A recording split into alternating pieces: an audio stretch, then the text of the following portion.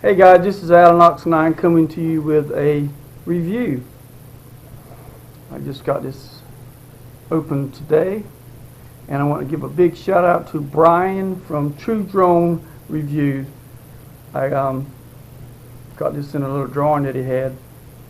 It's a little cool toy drone. Very cool. I haven't tried it out yet, but got it all charged up. Came with a controller and some extra propellers, little charging port. So anyway, thank you very much, Brian. I really appreciate it. We're going to have some fun. This is a fun little toy. It's not that easy to fly though.